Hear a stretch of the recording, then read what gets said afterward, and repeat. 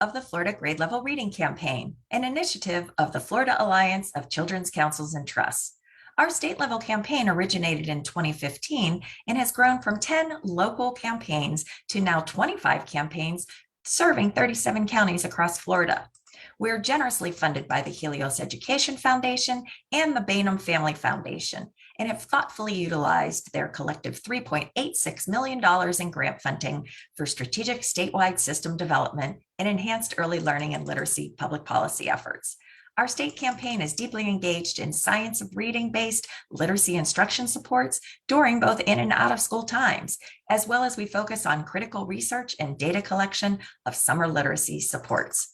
Through these smart investments, we anticipate transformative change in Florida's early learning and literacy outcomes in the upcoming years.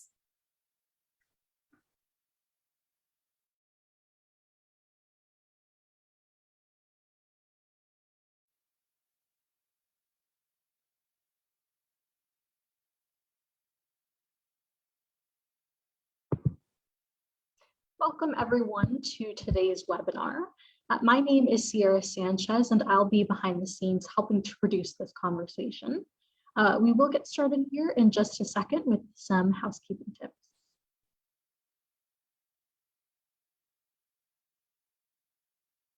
Okay, welcome again everyone to GLR Week 2022. I am excited to get us started by sharing a few housekeeping details.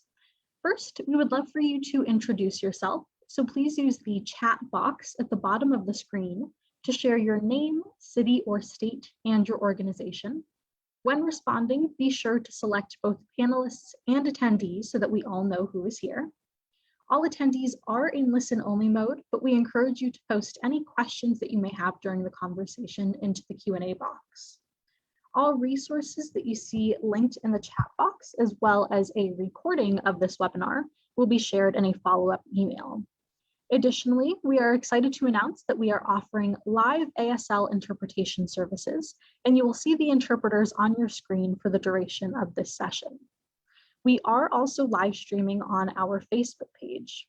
Additionally, we encourage you to follow the conversation on Twitter and LinkedIn using hashtag GLRweek and hashtag BrightSpotsSilverLinings and tag us at Reading by Third. Finally, we'll be sharing a brief poll right as we close out the conversation and highly encourage you to respond, as this helps with our commitment to continuous improvement. Again, I am so excited to welcome all of you to GLR Week 2022, happening this week, July 18th through the 22nd, with the theme of Bright Spots and Silver Linings. If this is the first time you're joining us or the second time this week, we do invite you to join us again tomorrow, Wednesday, July 20th, to discuss digital equity at 3 p.m. Eastern Time, and Thursday for a conversation on community coalition leading organizations. Friday, there is an invitation collaborative conversation as well. Again, I would really love to encourage all of you to connect with us on social media. On Twitter, follow us at Reading by Third. On Facebook, like us at Campaign for GLR. And on LinkedIn, follow our conversations at Campaign for GLR. Again, encouraging you to use the hashtags GLRweek and hashtag BrightSpotsSilverLinings. Now, I am excited to welcome Sarah Torian, Senior Consultant of the Campaign for Grade Level Reading. Thank you and enjoy the webinar. Thank you, Sierra, and welcome everyone. We're delighted that you could all join us for today's GLR Week 2022 session as we return again to the theme of the bright spots and silver linings that have emerged during the pandemic. Over the past 30 months, it has been incredibly inspiring to see state and local leaders find innovative ways to slow, stop, and reverse learning loss and to advance equitable learning recovery. The brief video shared by Jen Faber at the opening of today's webinar describing the Florida GLR campaign's smart investments in science of reading-based literacy instruction and summer literacy supports is just one example of many that we have seen across the GLR network. With many of these innovations and actions generating measurable results for kids and families, we believe that they can and should be sustained through continued investment as a part of a new normal, because the data show that we need a multifaceted approach to respond to and address the challenges that children have faced over the past 2.5 years. Today, we will explore some of these bright spots and silver linings and discuss the very real challenges that kids, families, and educators are still facing. And to begin that conversation, I am incredibly honored to welcome and introduce our panel for today. Joining us as moderator for today's conversation is John Gompertz. John is a longtime leader in nonprofits and government organizations dedicated to civic engagement and to creating greater opportunity for children and youth. John has led America's Promise Alliance and served as Director of AmeriCorps in the Obama administration and currently serves as Executive Fellow to the Campaign for Grade Level Reading. Joining us as a presenter today is Jean-Claude Brizard. Jean-Claude serves as President and CEO of Digital Promise Global, a nonpartisan nonprofit organization focused on shaping the future of education and advancing equitable education systems by bridging solutions across research, practice, and technology.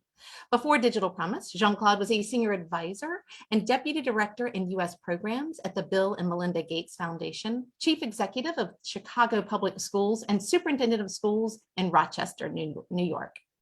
Welcome also to Yoli Flores. Yoli is campaign director for Building a Parent Nation, a nationwide effort to activate parents and their allies based at the TMW Center for Early Learning and Public Health at the University of Chicago. Before joining Parent Nation, Yoli served as Chief Learning Officer here at the Campaign for Grade Level Reading, supporting our efforts to ensure early school success by elevating parent success. And also, she helped to envision and launch the GLR Learning Tuesdays webinar series, which is enabling today's session. During her 30-year career advancing the well-being of children and families, Yoli has held leadership roles in the Los Angeles Board of Education, the LA County Children's Planning Council, and the City of LA's Child Care Policy and Planning Office. I'm also delighted to welcome Jacqueline Jones back to GLR Learning Tuesdays today. Currently serving as the president and CEO of the Foundation for Child Development, Jacqueline has served as a teacher, researcher, and policymaker during her career, including serving as senior advisor on early learning to Secretary of Education Arne Duncan, and as the country's first Deputy Assistant Director of Policy and Early Learning at the US DOE. She's also held leadership roles in the New Jersey DOE and Educational Testing Service. And finally, welcome to Susanna Lowe. Susanna is director of the Annenberg Institute for School Reform at Brown University, where she is also professor of education and of international and public affairs, and the founder and acting executive director of the National Student Support Accelerator, which aims to expand access to relationship-based, high-impact tutoring in response to the COVID-19 pandemic. Another great example of a bright spot to lift up. Thank you all for joining us today. I'll pass the mic over to John to walk us through today's conversation.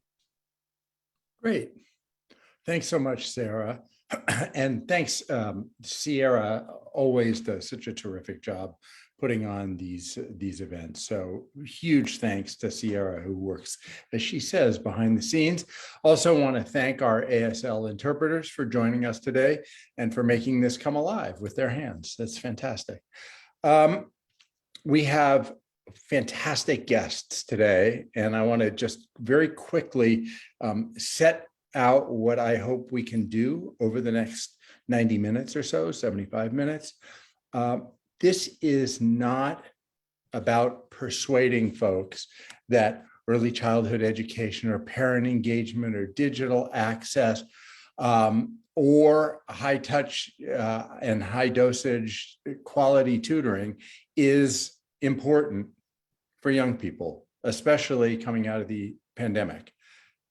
We've been over this. I think we all agree. I think people are listening to this because they agree.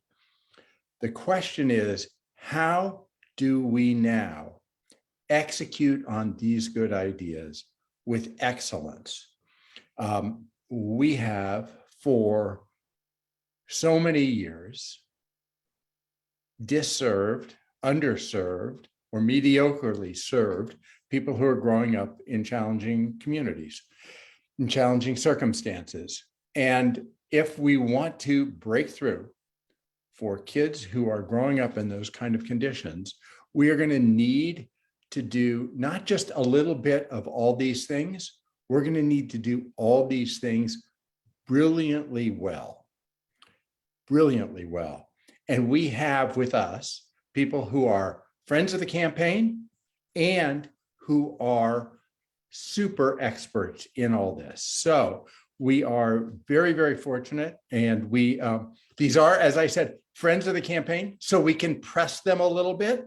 Like, we don't need all the correct answers. We need to know what the challenges are. We need to know what it's going to take and what role all of us, from national leaders to community and state leaders to funders, can do so that we can actually take advantage of the big ideas that are on the table now.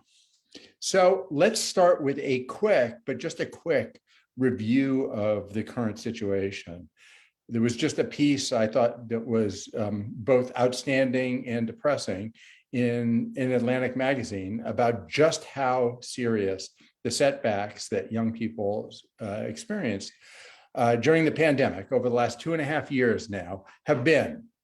And to set the scene, I'd like to just do a quick go around of our 4 panelists and ask them how they see the current situation, how they think about it, and how they talk about it. And Yoli, I see you right there in the middle of my screen, so I'm going to ask you to get started. Well, thank you, John. Thanks for the opportunity to be with you all today. And before I start, just a very big congratulations to the campaign for another content-rich GLR week with an amazing lineup of speakers all week long. So I want to name 3 challenges. You wanted us to start off with what are the challenges that we are most concerned about? And I want to name 3. I think the biggest challenge that we continue to face is this, that as a nation, we continue to refuse to address the greatest obstacle and barrier to learning, and that is poverty. I know we're going to talk about that more a little bit later, but I needed to name it now as the biggest challenge in ensuring equitable access to learning. So more on that later. Related to that, a second challenge is that we also continue to refuse to acknowledge that the role of parents matters in the success of children. And not just once kids start school, but from the moment children are born, when the architecture of their brains is being built. Indeed, even with all of the science that points to the importance of those early years when the foundation for learning is established, we just simply don't equip parents with everything that they need to put that science into practice. So consequently, we fail as a society to set children up to succeed from the very beginning. And more on that later too. The third challenge is putting to good use the federal resources that states and schools have been given to address learning loss. As John, you shared, and Sarah shared with us via the Atlantic story, we still have thousands of disengaged students, children who need social emotional supports, families who need continued access to the hardware, to software, to broadband, and to the basic knowledge on managing technology. The issues that COVID spotlighted over the past 2 years have unfortunately not magically disappeared. They're still here. And many of us had hoped that our return to normal meant better and different. And so the challenge is that I'm just not so sure that it's happening across the board or at scale yet. And we can't lose sight of that. So just a starting point. There are others, but for me, those are the top. Great. Jean-Claude, let me jump to you. How do you think about and talk about the current situation? Now, here we are, nearly 2.5 years since we first shut down schools. John, thank you again for being here. I think a lot of my thinking is colored by my own personal experience. So when the pandemic hit, I was at the Gates Foundation, working with educators, housing authority leaders, community leaders in Washington, in Texas, Tennessee, New York. So I got to see a lot of districts, a lot of people respond and continue to respond to the conditions. I also experienced it as a parent. I have 4 children. One of them was starting college, first year college student. One was in pre-K. So I ran the entire P16 continuum. So I saw it from all those vantage points. So which means for me, frankly, I think about this from an educational perspective. So the massive loss in learning, the massive disruption in education, the fact that frankly, many of us in education got caught flat-footed. And what we need to do, frankly, to not get caught that way again in the future. I also saw it from an economic perspective. I know the World Bank published that if we did nothing globally, that young people stood to lose $10 trillion in earned income. So when you think about what is happening in higher ed, the shift perhaps in enrollment that's happening there means, frankly, we've got work to do, yes, in addressing the loss of learning in K-12, in addressing the needs of the youngest learners, frankly, like my pre-K at the time child would not go on Zoom. How do we think about that in the earliest grades? How we think about higher education and how we think about workforce development are the ways in which, frankly, I spend the entire PW continuum. Great. Thank you, Jean-Claude. We're going to come back to a bunch of those questions. Susanna, the current situation, how do you think about it? How do you talk about it? Yeah, no, thanks for having me. It's really terrific to be part of this panel. So I think a lot about the reduced academic learning and the increased social emotional needs that students now have relative to prior to the pandemic. And those are clearly a challenge. But I think what the pandemic highlighted as a challenge is that we're not providing, well, we knew this before, but it was even clearer now that we're not providing equitable educational opportunities for students more generally. And one that I want to highlight is lack of access to a caring adult who knows each student and can provide both the academic and the well-being supports that students need to survive and to thrive. In some ways, it's like a difference in insurance that we have for students. Many students have times when they fall behind and need extra help, but some students have a support network that can step in while others don't. And I think our challenge is making sure that all students have that kind of support network that comes in when they need it, because it's really the only way that we know of to help students is to have it based on a strong relationship with an adult. So I think our challenge is more than just thinking about how do we get back to where we were before, but more, how do we get to a place where we're providing the supports that students need, each student needs when they are struggling in school. It's fantastic. Also, we'll come back to that, but music to my ears, of course. Jacqueline, thank you so much for joining. I'm sorry you're bringing up the rear on this one, but you won't always, so go ahead. No worries. Thank you so much for inviting me and for being able to have some conversation with this wonderful panel. I lived my life in the world of early care and education. So that birth to age 8 area is very much where I'm living. And during the pandemic, I think there were lots of things that came up, but I think I realized that I don't see a national coherent approach to early care and education. I don't think we've decided how we care for young children, how we care for families as a country. And so that's been big. Most of my time has been spent thinking about the early childhood workforce. And certainly during this pandemic, they became essential, and we couldn't get the economy moving without them. We just don't have any respect for them, nor do we pay them any money.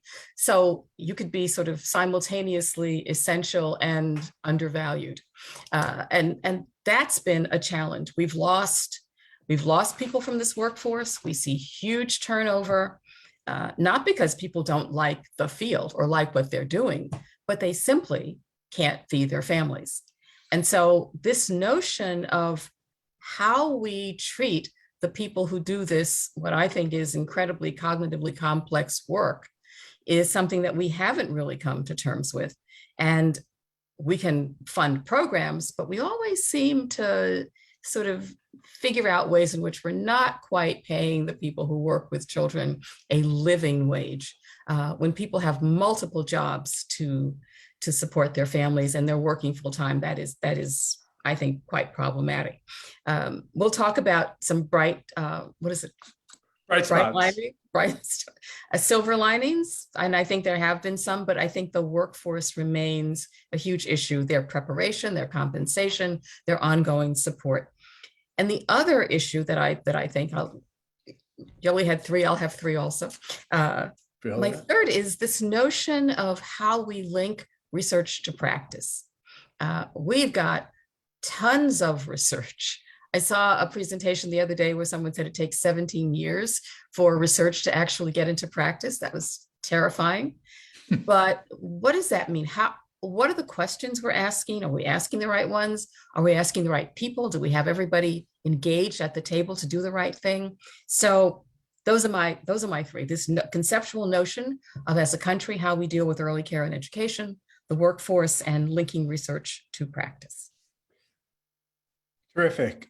Before we go on towards our bright spots and our enthusiasms, I want to come back to what Yoli said about poverty. And Jacqueline, you sort of closed us out there on a similar kind of note that I just think is extremely important. I think was at the heart of what you said, Susanna. Like, it's no mystery that kids, every one of us, ran into struggles when we were kids. There are a few magic kids who never have any problems, but I've never met any of them. It's what happens when that happens, and to whom that happens, and what happens to those folks. So Jean-Claude, let me bounce back to you. And I mean, you've had so much broad experience in this space. I know that your focus is partially now on digital equity, but I would love to hear your reflections about the extent to which the challenges that we have, we're trying to a bunch of technical, smart challenge responses to a challenge that is bigger and different, which has to do with poverty.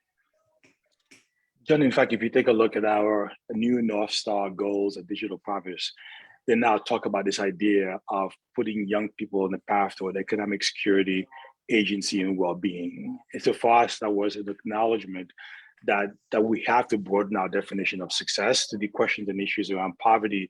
For so long, we thought math and literacy proficiency were the goals, but we're realizing that's a means to an end. That is a foundation. We've got to meet that, but the goals need to be so much more broader than that, right? So to me, that's the lens in which I keep thinking about this idea of making sure that the work that we are doing are really doing this. Otherwise, we're never going to be successful.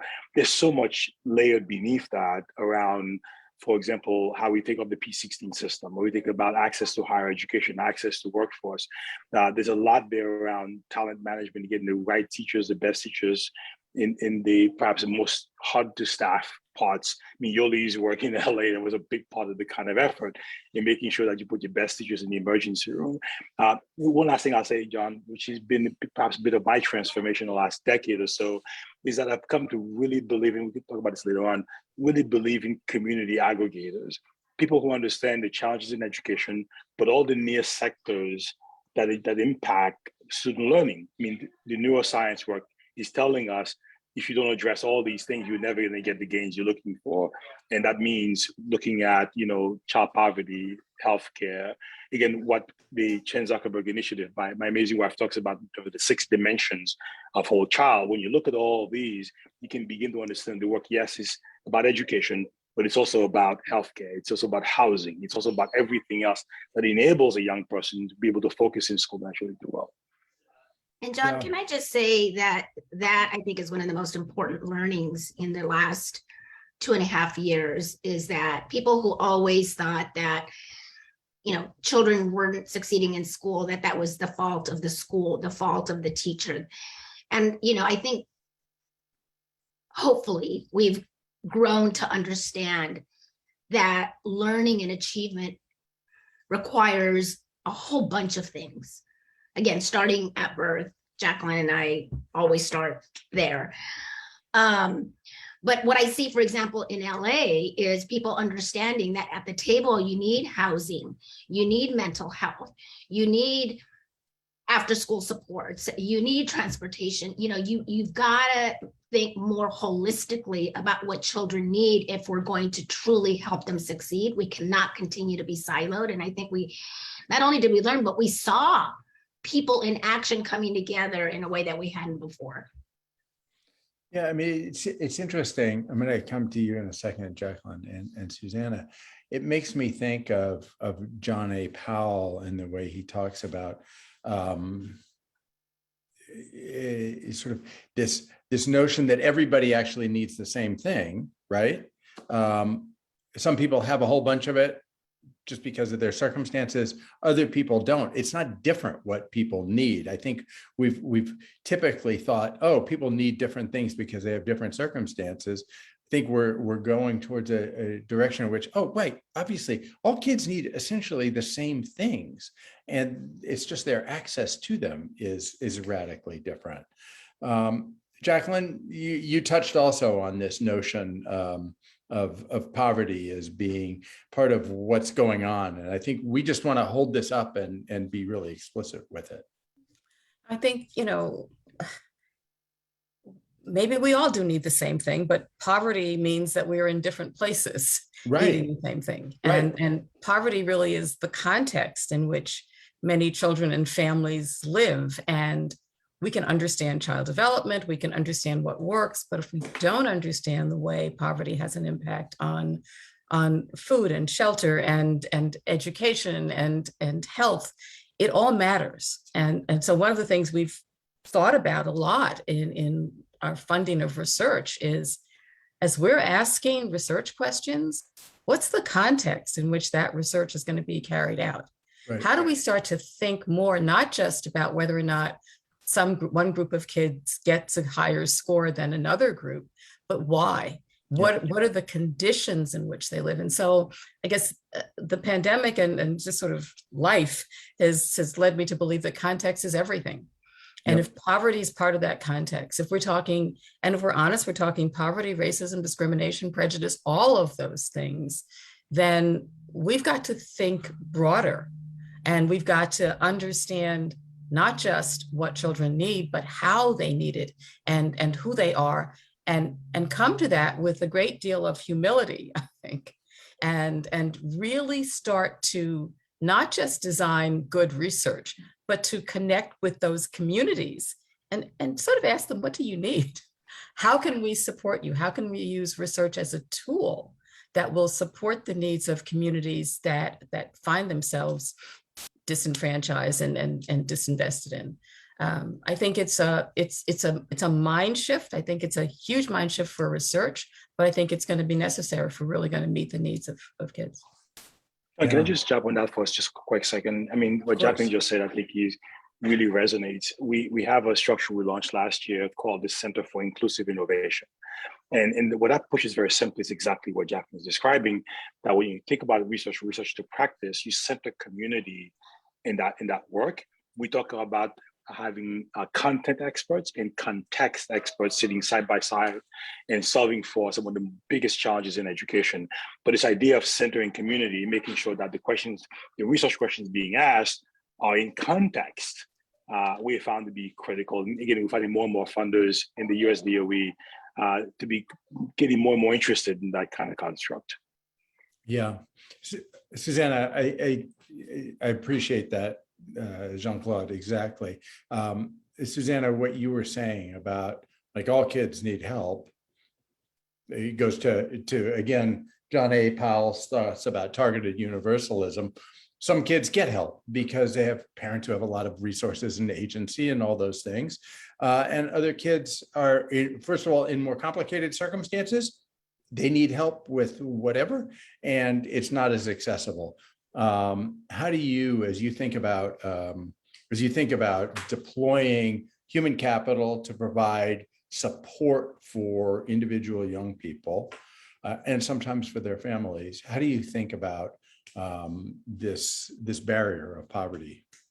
Yeah, I mean, I think that's just right what you were saying. We looked, prior to the pandemic, and there was something in the 40s of billions of dollars spent on tutoring in the US. So there was just a lot of high income families providing supports for their kids going on before we came into the situation that we had. And then I think it increased during the pandemic. But I mean, there's so many layers of the issue of poverty in the US. Of course, we need to address family poverty. It's like unconscionable that we have so much poverty in a country that's like this. In thinking of how to address it, there is the kind of let's go after that and really focus on the reallocation of resources. And I think there should be a group of people really going after that. And then there's the thinking about how do you keep it from being multi-generational? How do you keep it from being the kids of poor families are poor when they get older?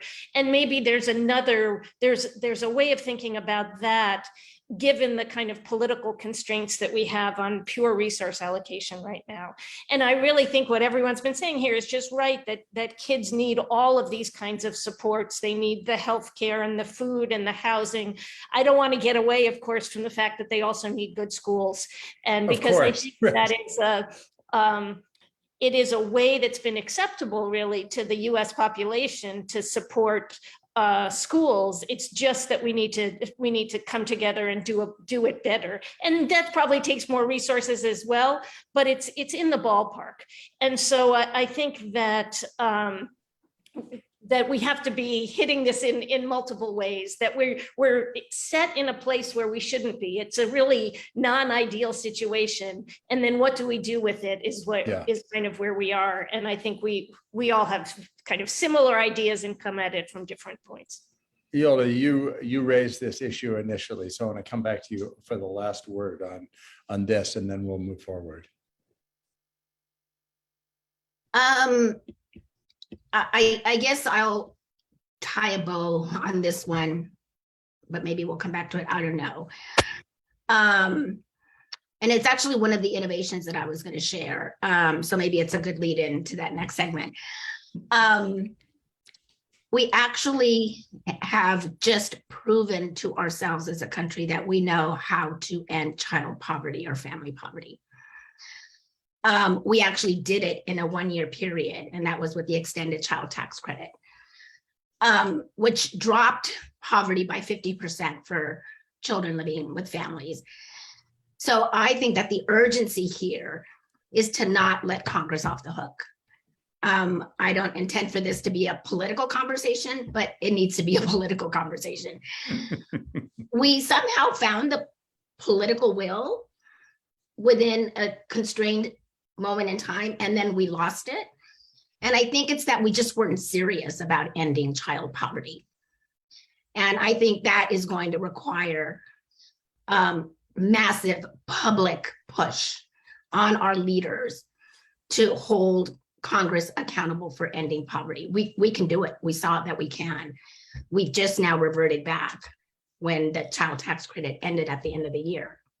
Yoli, I can't resist. The National Academies did a very interesting consensus report in 2019, roadmap to reducing child poverty, with policy packages that really indicate ways in which we can do this. So it's not as though we don't know how.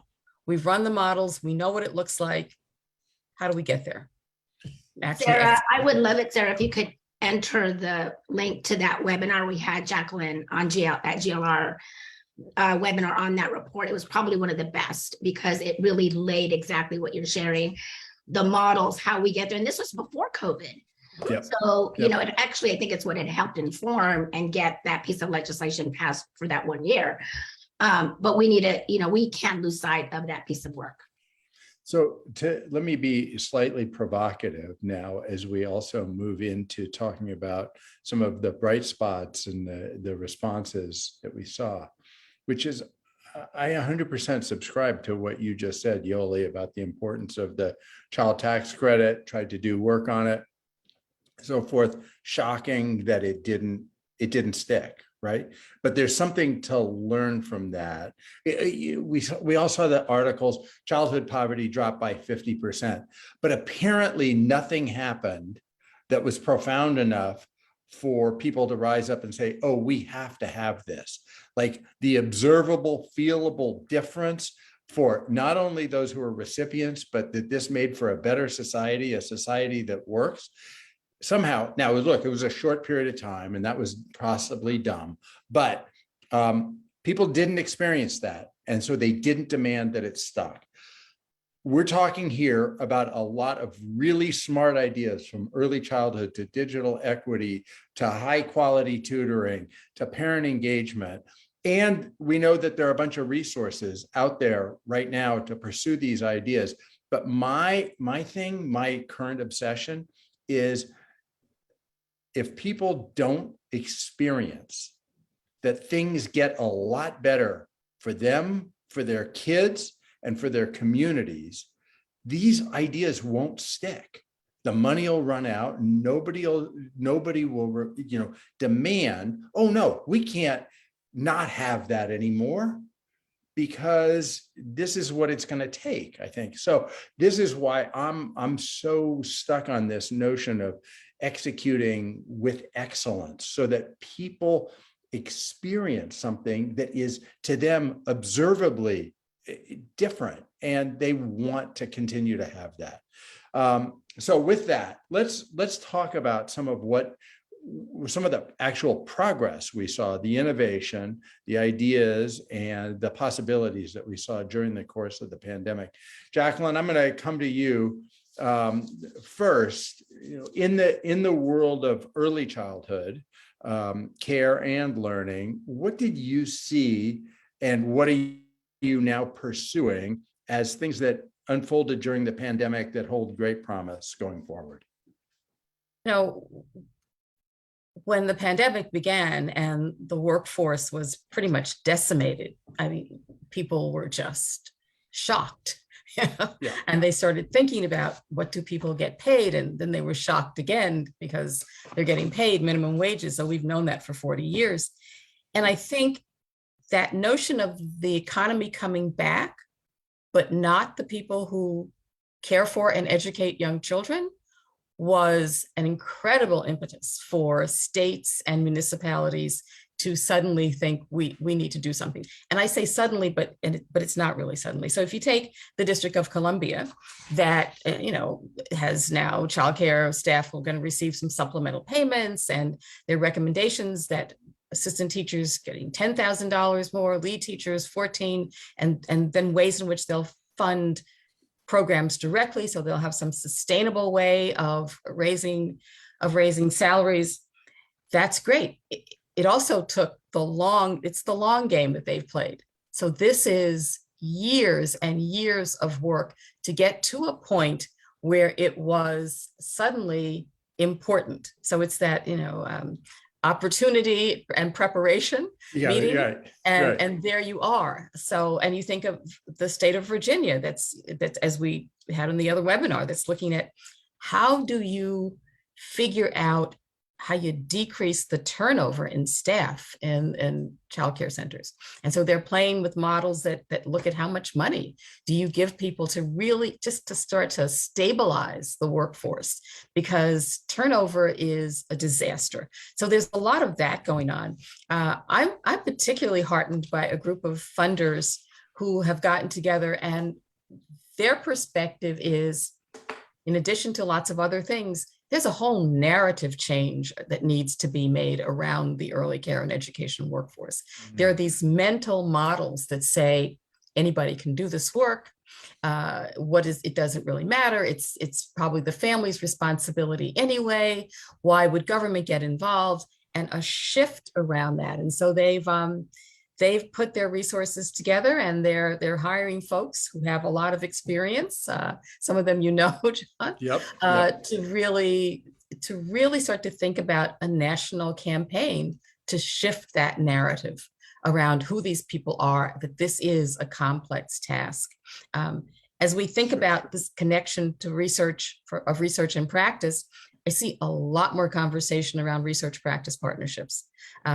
NICHD actually had a wonderful meeting around research practice partnerships.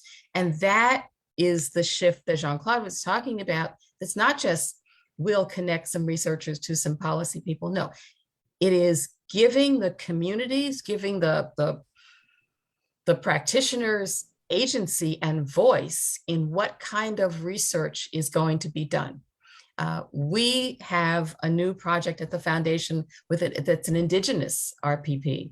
So we met with tribal leaders, and it took us pretty much a year to really start to gain trust, to build trust, to think about what all this could mean and how they could feel comfortable understanding that we were not using them as guinea pigs, that we needed to learn, and that they had agency in how this work was done. So I see that kind of recognition of a huge need, and there are spots. And so if you look at, I think the Center for the Study of Childcare Employment has wonderful tracking of where states are going with the early childhood workforce, as does the National League of Cities. And I think that's a really important place to keep, those are important places to keep looking to see what needs to be done and what is being done. That's fantastic. I want to put a pin in what you said about the workforce, because I think when we think about barriers, we have all these great ideas, but one of the great challenges we're seeing across both education and youth development systems right now are challenges related to the workforce. And maybe you've learned some things, you're ahead in the early childhood space because of the work that you did during the pandemic. So maybe you have lessons to tell everybody else as they struggle with workforce issues. And no pressure, right? No pressure, no pressure. Susanna, let's come to you. And what progress did you see during the pandemic that is leading you to some optimism about what could happen going forward? Yeah, I've been seeing lots and lots of innovation. I want to just step back for 1 second and respond to what you said, and then I'll tell you some of the bright spots. But Great. What you emphasized is how important it is to execute with excellence. And I think that's right. But having something really work and then having it be sustained and be scaled, it's not something that happens automatically. You need to understand the implementation of it and how to support it, make it really easy to implement. You have to get the word out that this is really really effective, because it's just hard for us to see as a parent. It's hard for me to see what's working and what isn't working in school. So we have to be really strategic and clear about scaling promising practices so that we can really do that well. So on that point, I mean, it really, for me, I'm pointing down here because Jacqueline's down here on my screen. It really connects for me to Jacqueline's point about narrative. Like, people need to experience a difference, but then they need to hear it so they can make sense of it and bring it all together. And sometimes we think, oh, if we just do it wonderfully, then it'll all be great. And sometimes we think if we just tell a great story, they won't even pay attention to the fact that it's actually kind of mediocre. We have to do both. And probably you have to do more things than just that. There's probably political pressure and other things involved. But I don't think any of it really works in a great way without excellence. Yeah, I think that's right. I mean, I think you do need excellence, but you need these other things too. You need to get the word out through narratives, through people who influence, who, I'm going to make a decision to do this because of somebody that I know who's providing that information to me. And then it has to be doable. The schools anyway have so many millions of things going on right now. Teachers are overwhelmed, administrators are overwhelmed, the district leaders, school leaders are overwhelmed. Yeah. So you need to make it as easy as possible to do this. But that said, I think that we've all been struck by the kind of enormity of the need that is out there, and that there are many, many inspired people out there trying to do the very best they can for students. And this is in schools, but it's also in communities. It's in universities, which I'm very happy about since that's where I sit. But I think for example, I think on the workforce, there's lots universities can do to really help with that in the long run, if we can think more strategically about pipelines. One example, because I've been working on tutoring, is that teacher preparation programs across the country have an opportunity to both improve the teacher preparation that they're providing by having their teacher candidates tutor, and at the same time providing those resources to schools. So there are lots of ways that we can really think about scaling some of these practices. And then if I look out there, I see that many places are doing it. So we've been working with a whole bunch of school districts around the country, rural, urban, west, east, south, north, small and large. And so many of them are really trying new things. They're thinking about how can, as you probably all know, they really focused a lot on the summer and what they could do in the summer. They focused a lot on tutoring and what they can do to provide these resources to students. If you look, there's an organization called Reading Corps, for example, that's serving 35,000 students in partnerships with districts in 12 states just last school year. Denver and Guilford are doing their own programs. There's lots of belief out there that you could really help students, and many of the districts are really trying. So I do think there are those silver linings, but that you need this kind of, just like we were talking about, these kinds of supports, both getting the word out, but also helping to make it easier in this kind of chaotic time to support the students and the children. Jean-Claude, I'm going to come to you about digital access, but also I invite you to fan out to your other experience from running districts to being a funder, and how you think about what's happening now and what can happen going forward. John, so much of what's been said really resonates. So when we think about, for example, digital access, we think about it as a means to an end. So why is that important? So let me take a step back in a second to talk about what I've been witnessing in watching in education. So I often lean on Rebecca Winthrop's work at Brookings Institution, where she talks about this idea of leapfrogging inequality. So we look for these kinds of innovations that are addressing really, again, long-standing challenges in education in ways of really leapfrogging what's been happening. So I mean, there's so much has happened over the last 2+ years in terms of connected learning, in terms of frankly, digital access. There's a downside to that too, meaning that, for example, we've gone to nearly 86% of kids getting access to devices or broadband. Often the broadband is insufficient, or devices are not really powerful enough for powerful learning. So there's a lot of issues around closing that gap in the way that is sustained over time.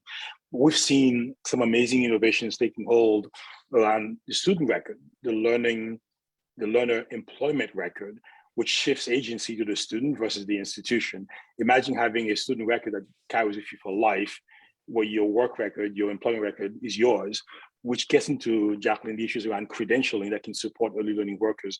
We're doing some work right now in Dallas in looking at the educator pathway, not just teachers and principals, but starting with the childcare centers and seeing how do we think about innovation and talent there, and moving that all the way up to the school leader, for example. So it's one educator pathway that provides a kind of credentialing pieces that really are critical and important.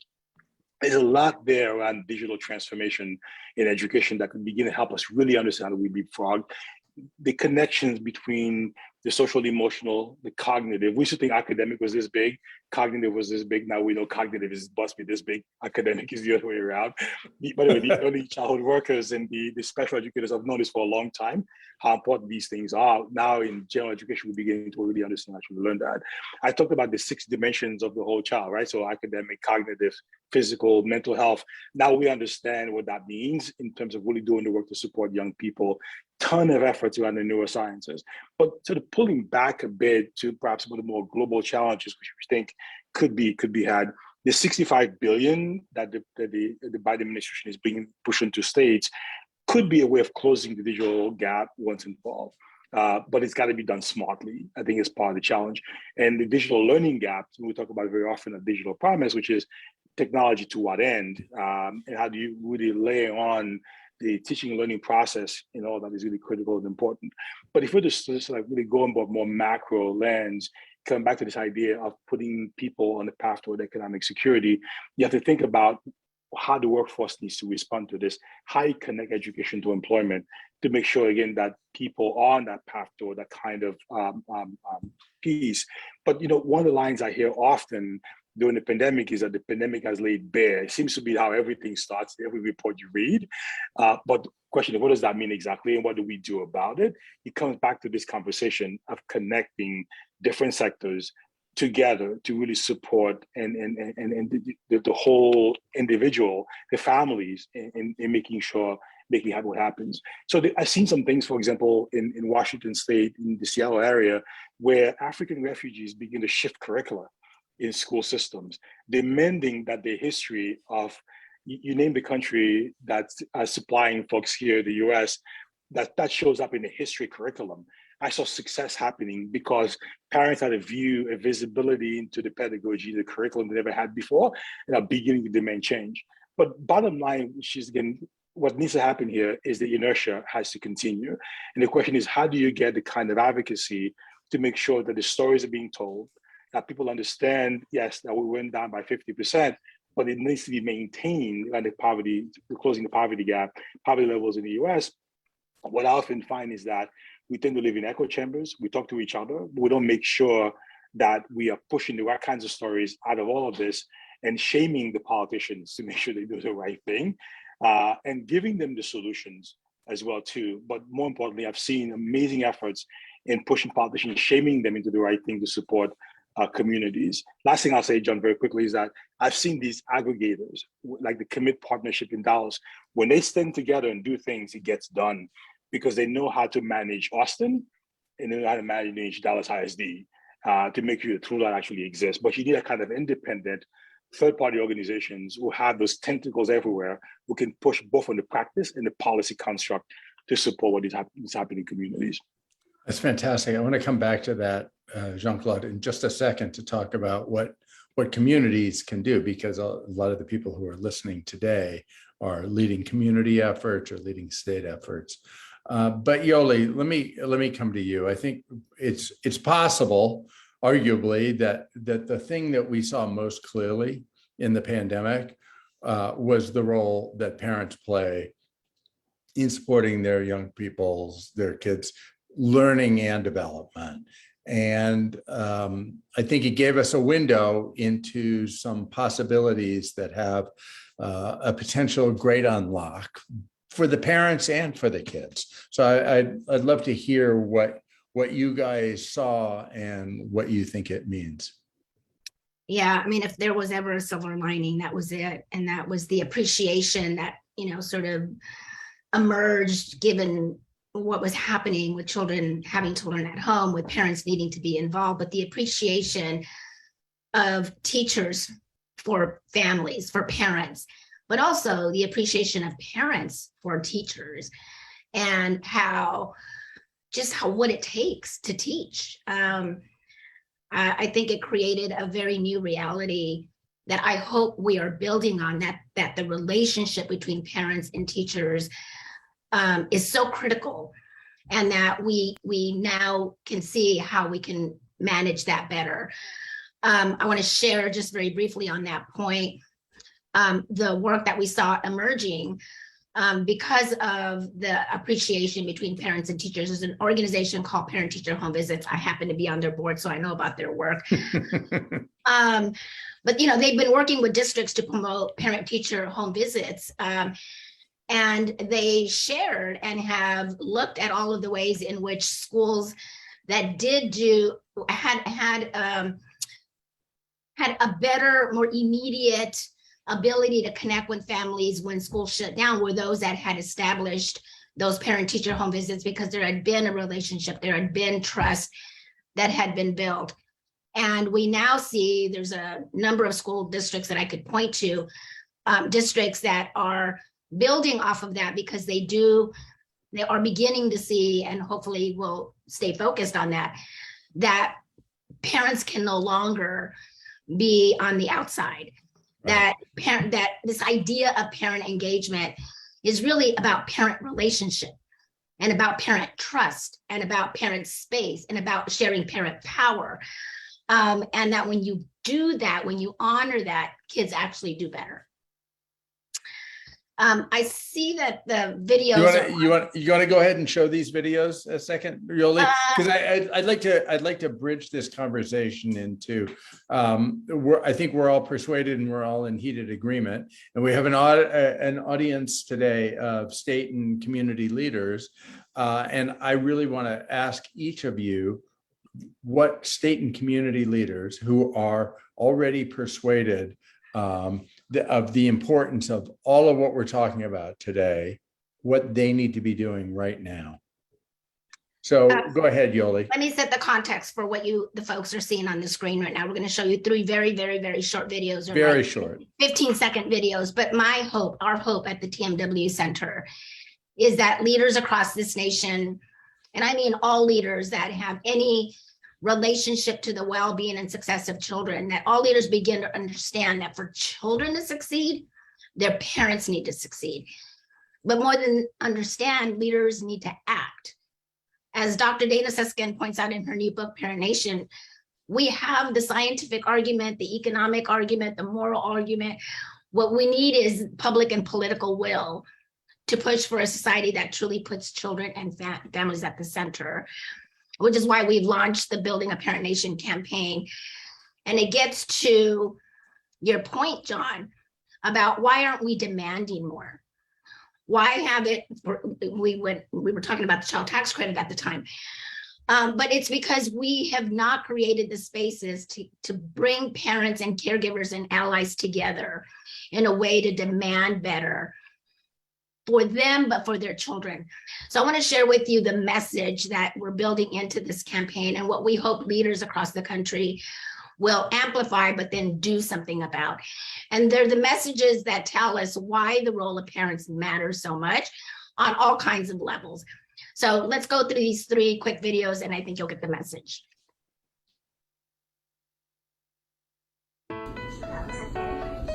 Did you understand it though?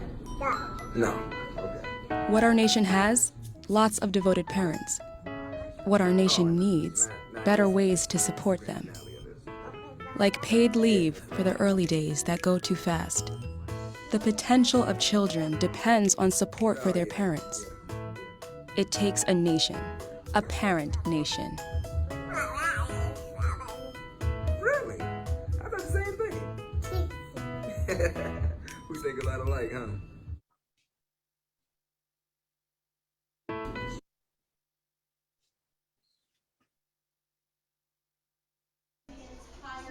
Oh my God, they're adorable.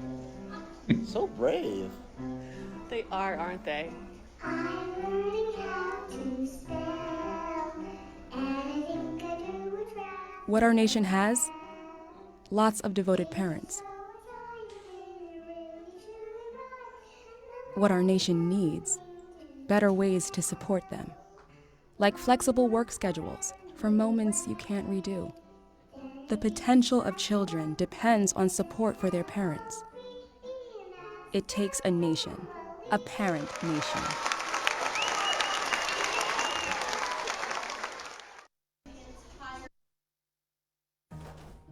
Do you like a new room? What our nation has, lots of devoted parents. What our nation needs, better ways to support them. Like affordable housing for the security kids need. The potential of children depends on support for their parents. It takes a nation, a parent nation.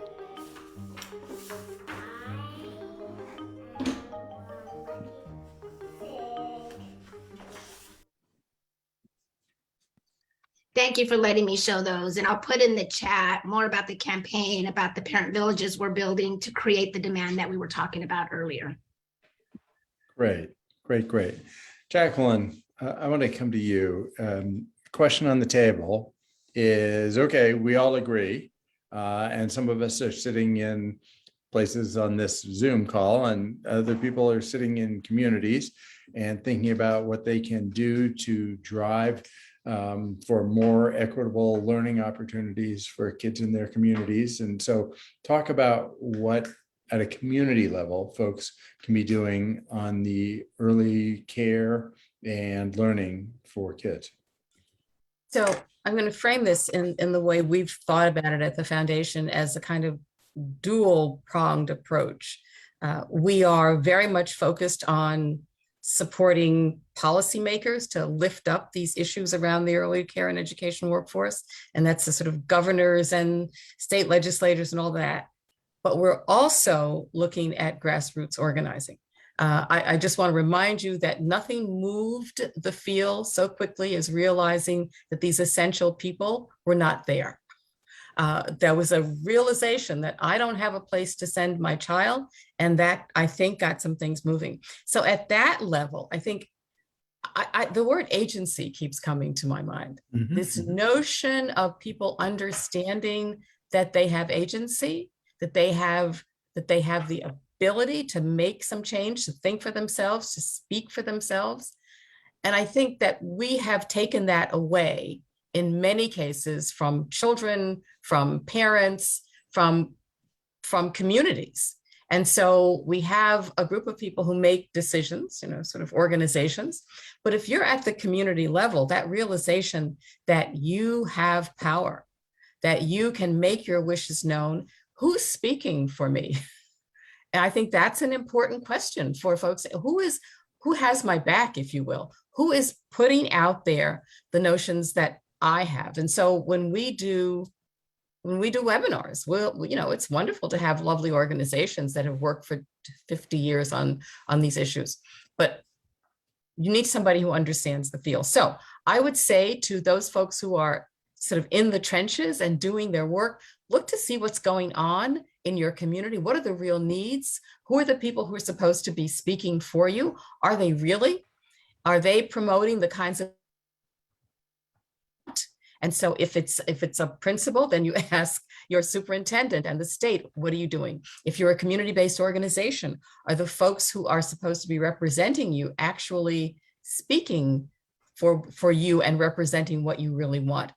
I think it's important to also keep yourselves educated. There's a lot of momentum right now and a lot of places. I mentioned the Center for the Study of Childcare Employment. They have a great website and they have lots of things to tell you what communities are doing.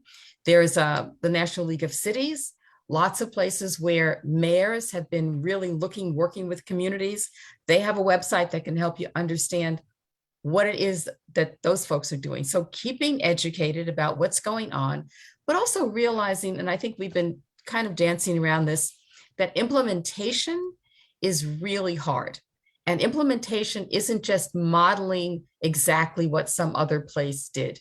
It's trying to figure out how some successful program could possibly fit your needs. What are the elements of that program that would work for you? What are the elements that you can adopt, and how do you start to talk about that and look at how it's going over time? I hope that answered some of your questions. Yes, definitely. Jean-Claude, we now have a bunch of money on the table around digital access. We have a lot of people on this call who want to help drive that issue in their communities. What's your advice to them? What can state and community leaders do right now to help drive forward the digital access and equitable digital access issues that you've been leading on? John, we'll get to the existing dollars, but the $65 billion coming to states. I believe the state officials have to propose a draft of a plan or planning grant, I guess, sometime in the fall. So the time is now to reach out to those folks, the chief state school officer, the governor's offices, et cetera, and how are you planning on doling out those dollars to the localities to make sure that, again, this is being done smartly. We are in the process of writing a white paper that's going to be gone to the NGA and other places. Say, look, this is what we've learned in a decade of doing this work that you guys ought to emulate, because this is about closing the gap once and for all. So this new money is coming from the feds, but again, to your points, the execution at the state level and the localities is going to be really, really important. Jean-Claude, what issues specifically should our community leaders be keeping their eyes on and pressing their leaders on in order that this happens just the way you want it to? So two things. One is that we saw a lot of one-time spending during the pandemic in buying devices and access to broadband without really necessarily thinking about the long-term sustainability of the effort. For example, we all know you buy a laptop or you buy a Chromebook in a year, 2 years, it's obsolete. So making sure that there's a refresh rating plan in place is important.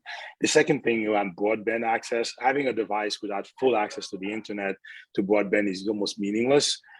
So making sure that the broadband is sufficient. When you look at, there's an amazing report from New America that came out a year ago that really talks about this idea of sufficient access to the internet, that so many families have gotten access to broadband, but then goes dark in the middle of the day because the data plan is insufficient.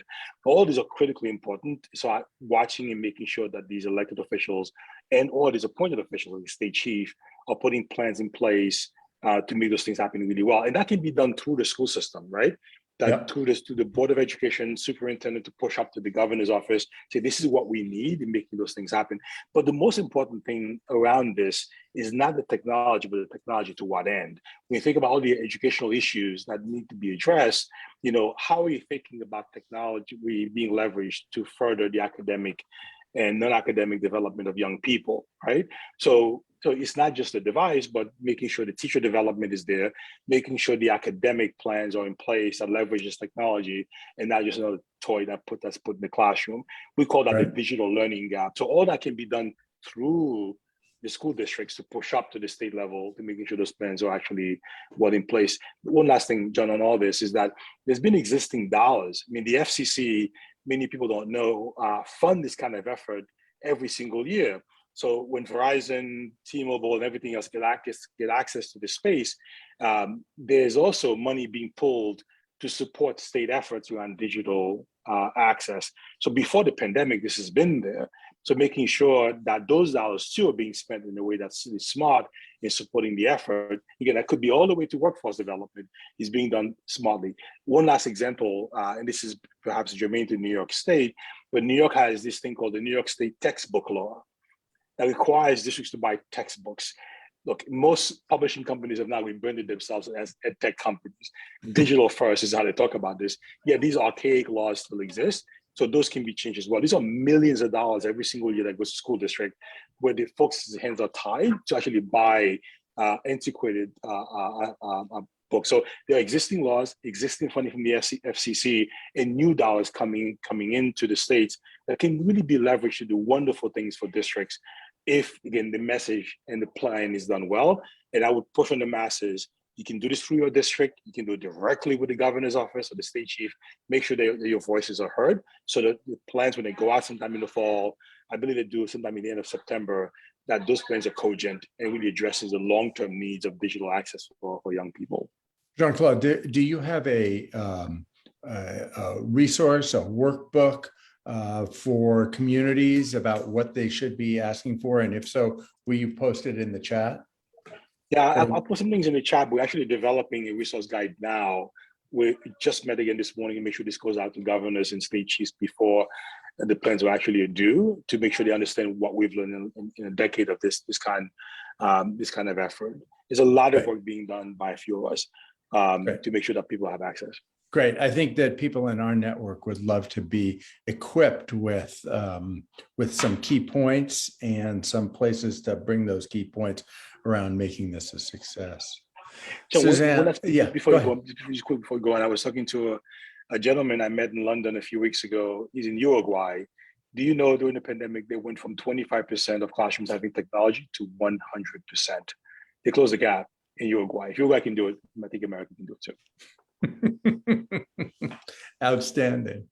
Susanna, again, this question about what leaders in communities can do. If we see that the critical importance of caring adults and the power of the relationship brought through a tutoring platform to accelerate learning and young person's feeling of belonging and agency, what is it that community leaders ought to be thinking about and pressing for right now? Yeah, so I think community leaders, they have so much power, and it's just that they have to be able to leverage it. Like the ARP funding decisions require community input. There are just lots of places that would take community input if it came in. Now, the trick, I think, and Jean-Claude, you were talking about this as well. You spent a lot of time putting information together to make it easier for community leaders to think about what they want and choose it and advocate for it. And I think we need a lot of materials there so that the community leaders can really think about what's right for their community, but at the same time knowing some options that are available. So I think there's work to be done separate from community leaders that could really provide some supports. But I think in our specific example of high impact tutoring, I'd love it if community leaders would learn more about the potential for high impact tutoring and the design, what it makes. The worst thing is to do it badly. What you really need to be thinking in your mind is, are my students getting access to an adult who really cares about me, really understands what I need, and can give me the supports that I need, whether it's social, emotional, or academic. You've got to keep that in the back of your mind, because otherwise you can think about tutoring and it can take you anywhere. So it's really important to think about what kind of characteristics. For example, it needs to be a consistent tutor, and you need to meet with them a good amount of time and things like that. The second is to demand continual updates from the local programs, from the tutoring programs, to get a sense about whether they're being implemented effectively. So I think community programs outside of schools can do some really good high impact tutoring, but one of the worries there is that students don't show up, and particularly some of the students most in need don't show up. So make sure that that's not happening. Keep monitoring that, and then be willing to share what you've learned with other communities. I think, again, when we've been talking about this, we've thought about how important stories are and how important a trusted source is. Community members can really be, and community leaders can be, trusted sources to other community leaders. And so I think if they choose a good program, if they monitor it well, and then if they're willing to share, those are all really important things that community leaders can do. And we actually have some resources and stuff that can be helpful with this, but a lot of the work falls onto community leaders. I hope you will share those resources, Susanna. I know you have before. Yoli, I want to come to you quickly on the community engagement, because there's a way in which parent engagement is at its essence community engagement. But how do we create enough community drive and will to demand that parents be involved at every level, whether it's in partnership with teachers or engaging with educational leaders? I think it takes real intentionality at the district level. I mean, it's no surprise that it's the school system that has most of the power, and that they keep holding that power. So it really is behooving the system itself to give some of that up and to create the spaces for that kind of parent. I struggle with the word parent engagement, because it feels like we're minimizing really what we're talking about here. But schools have to create the space. They have to create the opportunity. They have to think differently about their relationship with parents. And, I always lift up Dr. Karen Mapp's work at Harvard, the dual capacity framework. If schools are intent on closing gaps, that's always the first place that I go to, because we have 50 years of evidence that schools that truly partner with parents are the schools where they have gotten the closest to closing gaps. Nobody's closing all the gaps, unfortunately, but those that have really done the work around really embracing parents as equal partners in the education of their children are the schools that are going to move the fastest. And that's at all levels. It's about not only what happens at home with your child, but what happens at school, what happens with technology, what happens with reading. I appreciate, there's a couple of comments in the chat about the science of reading. I hope we get to that question. But parents are integral in that. It's not just about the parent, and it's not just about the teacher, and it's not just about the school. It's about all three working together.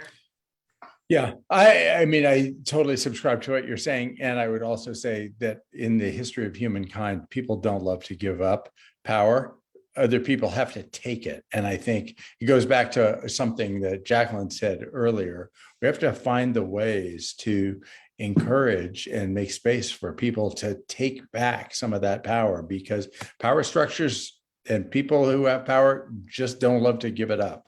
Well, and this is the point of the parent villages and the movement we're building, is to help build that agency, the capacity, the confidence of parents to really step up in their own power to demand it. So thank you for raising that. You're absolutely right. Sarah, do you want to pop onto the screen and put forward a question or two from the audience? I have one big question I want to ask, but I want to make sure that we get an opportunity to ask some of the questions that have been put in the Q&A box. Sure. Well, thank you. I'll ask a question that Yoli was kind of referring to in terms of some of the conversation in the chat and also in the Q&A box about the science of reading. Laura Lay is saying it feels like that the science of reading should be a bigger part of today's conversation. What if we solve all the other problems and students are still not able to read well? And they aren't reading because they are receiving ineffective instruction. This is an easier fix than some of the other discussed societal issues, she says. Any thoughts about that, making sure that our educators in our classrooms are truly trained in the science of reading so that they can deliver reading instruction through that? Susanna, you want to start, and then I'll come to you, Jean-Claude. That's a good question. Yes, it's been kind of amazing, right, that we haven't made more progress at getting the science of reading into classrooms as given research that's out there. And I think that speaks to what we were talking about earlier, which is you can't just do research and expect it to have any influence. You have to really think about what it means for people's decisions. Where are the decision points, and how can we help the folks who have so much control over what happens to make those good decisions? I think things like ed reports have probably helped in some of this in terms of getting this out. So there's a source of information, a trusted source of information that people can go to. In my specific case of high impact tutoring, I think it's actually, here's a new source of supports for reading. It's a lot of it is in early elementary school reading that high impact tutoring is happening, because learning to read is so important. And there, because they're kind of new programs, because they're most of them are using research to support the importance of their work and get districts to use them, the science of reading is part of what they're doing. So I do think that the tutoring approach is going to help at least get most students who receive tutoring access to materials that align with this. Jean-Claude, thoughts on science of reading? Of course, I put a couple of links in the chat. You know, we're known in so many places as a digital organization, but what people don't know is that a third of our organizations are PhDs, learning scientists who do a lot of research to practice work. We work with 300 school districts, 60,000 teachers. Now we just acquired a global organization that will push our work to about 40, 50 countries around the world. The fact is, everything we do is research to practice. So our learning scientists, we have experts in early learning, experts in K-12 and higher ed, who are designing courses, writing reports. It really leans on this idea of training school leaders and teachers on the best way to teach reading. And that is a big part of our work. We do perhaps a bit more in terms of what we call computational thinking, is how do you embed those kinds of critical thinking skills in math, in science, in social studies, in reading as well. It's all part of what we do as an organization. The best thing is I put the link around our reports here. You can mine, but just know that we tend to send this out to the entire public. We have all kinds of webinars, both we do with GLR and others. And frankly, we do a lot of work with school districts across the US. Again, 300 of them in all are part of our efforts. Great, thanks. So I think actually the question about science of reading gets to in the direction of the big question I want to ask. And Sierra, if you want to put up the poll, anytime is fine. And we really encourage people to fill out the poll. It helps us with content and improving our practice, which we want to do. So thank you for that, Sierra, and thank you to folks for filling it out. I think the question about science of reading gets to this issue of, we could do all these things that everybody's talking about. Like we could have better early childhood care and learning, and we could have better digital access. We could have more parents involved in partnership with schools, and we could provide high quality tutoring. But none of those, they all sort of feel like, oh, here's another single shot solution that if we just do this thing really well, it's all going to be great, which each one of us knows is not right. All these things live in a much larger ecosystem. So sometimes we talk about collaboration, which sounds like somehow, random acts of kindness working together. That doesn't seem like a really a whole child, how can we mirror our own rhetoric about a whole child belief in the way that we behave with respect to other innovations that are important?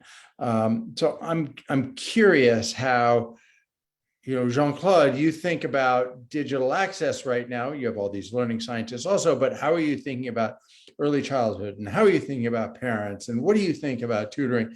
But I don't mean to jump on you, Jean-Claude. It's like everybody, how do you think about the other parts? And how do we bring this together in a more holistic and effective way? Because as everybody says, partnership, collaboration, these are unnatural acts and they're hard, and the funding environment doesn't exactly work that way. Either the public or the private funding environment doesn't exactly work that way. So I'm really curious you talked about these integrators or aggregators, Jean-Claude, and I think the people who are listening today are those kind of people. They're trying to pull together all these ideas and push them forward, putting the kids at the center of their efforts. I'm curious among all of you how you think about not just advancing single shot solutions, but a really much more integrated approach to supporting young people, especially those young people who are growing up in challenging circumstances.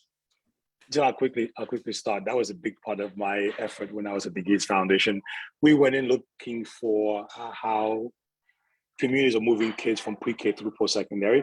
What we discovered was collective effort in the process. So I've talked about the Commit Partnership. There's the RGV focus, Rio Grande Valley focus, the Say Yes for Education, where these folks look at the education data. They see the attrition of young people across the system. Yes, they understand learner variability, they understand learning sciences, but they say unless we wrap our hands around these kids and begin to solve for the fundamental challenges that they're facing 7 days a week, 24 hours a day, we're never going to get to success. So they've been able to create a kind of sort of cross-braiding of funding structures to make things happen. Again, the Commit Partnership, they'll have a collective idea. When the pandemic, give you a concrete example, when the pandemic hit, they mapped the county, knew exactly where the gaps were in digital access. Then they begin to push for funding to make it happen. Before that, they have a construct now called the Economic Mobility System they build to get all around economic mobility. But they are looking at data in high school to post-secondary access, post-secondary to workforce, where the gaps are, where the solutions are. And again, finding the funding both in terms of the government, local foundations to make it happen, to demonstrating, be sure that Dallas can be an exemplar in the country. So I find these aggregators to be the ones often who can bring these kinds of different disparate sectors together. Thanks. Jacqueline, I think that sometimes early childhood is carved off from some of these things. It's sort of it's time limited, and people think, oh, if you just get it right, then everything else is going to be easy peasy and smooth for the rest of forever. So how do you connect early childhood care and learning opportunities to all of these other ideas? I think it's important to take a big picture perspective and to ask, what are we trying to do? What is our purpose across this Hollywood Squares group? I mean, I think we're trying to produce individuals who are thoughtful and curious and all of those things. They're intelligent. They can lead a country. We're trying to shape human beings. And so we all have pieces of it, but it is a complex and dynamic system. So if we ever think that our one piece is the only piece, then we are doomed to failure.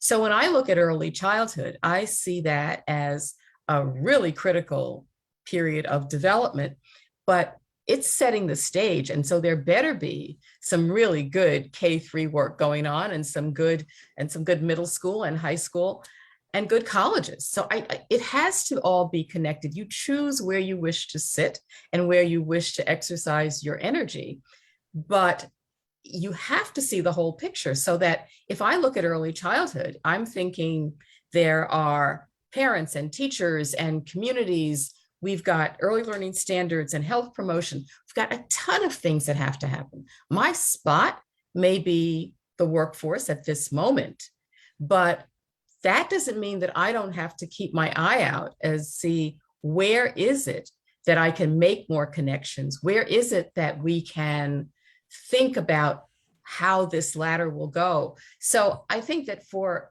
us, thinking about how you even develop teachers and help prepare them means that they have to have this big picture.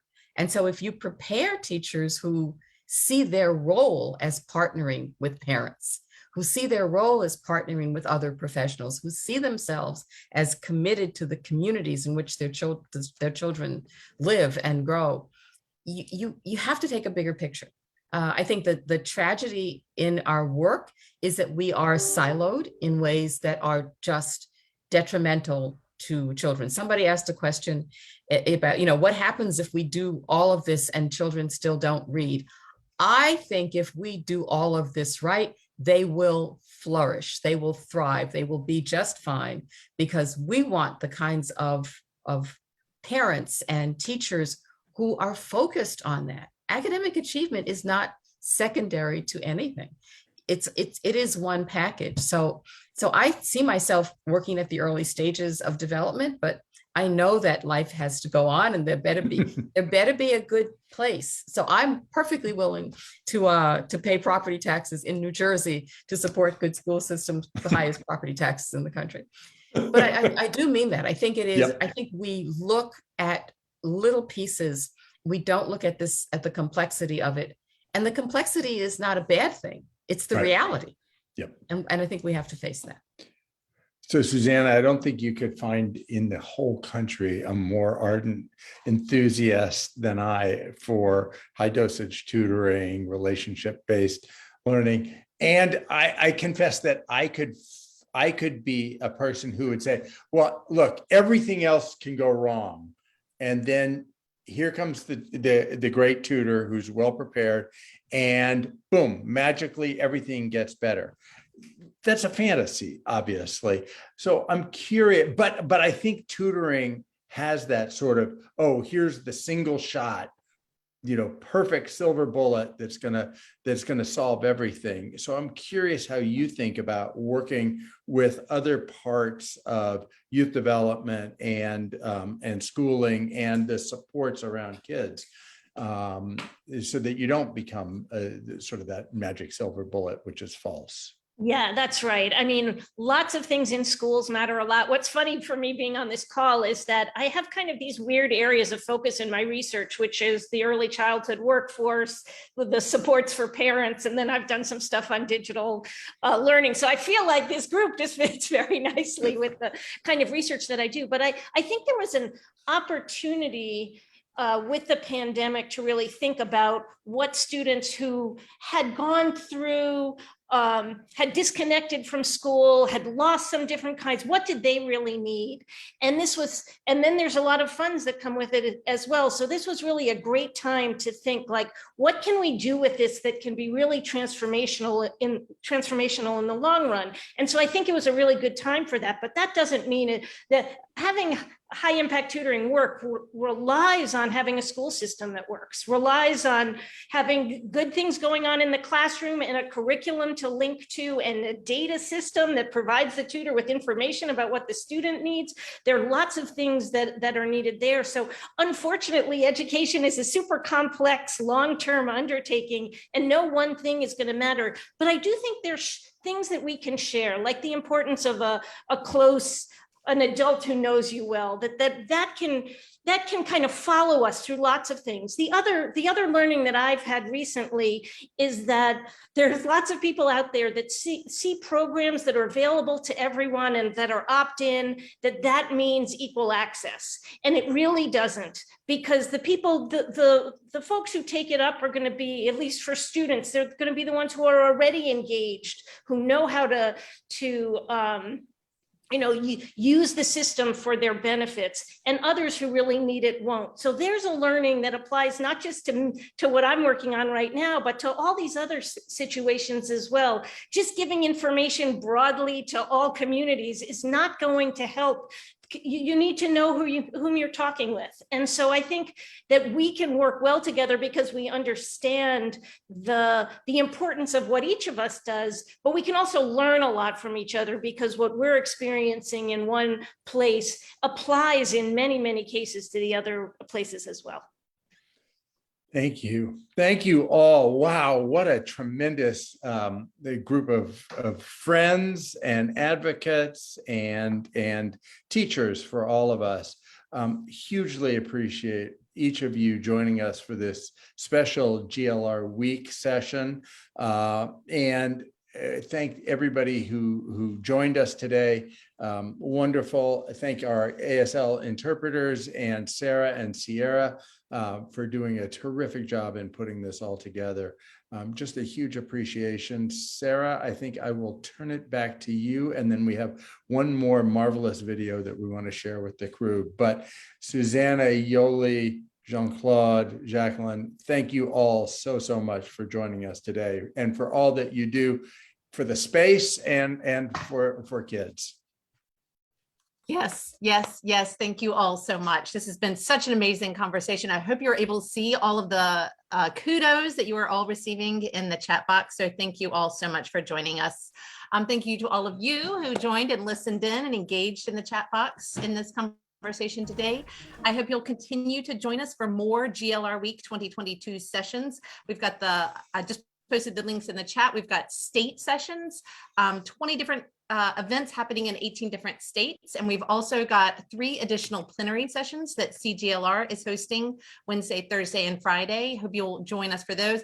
And we'll have another GLR Learning Tuesday session next Tuesday at 3 p.m. Eastern Time with the Overdeck Family Foundation, looking at digital STEM initiatives and innovations that can be used in out of school time. So join us for that. We're going to be taking a little bit of break in August, showing some really high demand, high quality pre-recorded sessions that have happened in previous months. So you can join us for those on Tuesdays. But for now, I hope you'll just stick around and watch, as John said, one more Bright Spot video, this one coming from Hawaii, about some of the great work that they've been doing during the pandemic. Thank you all. Stay well and hope to see you soon. I'm Leah Snyder from Patch, People Attentive to Children, a nonprofit organization that has been in Hawaii for almost 50 years. Patch's mission is to support and improve the quality and availability of care for the young people of Hawaii. Patch, together with Family Hui, is helping promote early literacy in the Maui community through LENA.org, Language Environment Analysis. LENA helps measure talk. Since 2020, Patch and our partnering agencies have enrolled over 100 families and registered childcare providers in LENA. These Maui families and childcare providers have learned the importance of early talk and how to increase conversational turns between themselves and their keiki to help build keiki brains and set them up for academic and life success. They've also been given tools and materials to help them continue to have meaningful conversations with the children in their lives. Patch and our partnering agencies have helped these Maui families and childcare providers with starting up home libraries. We've given away over 1,000 children's books. Mahalo for supporting the important work Patch is doing in our thriving community.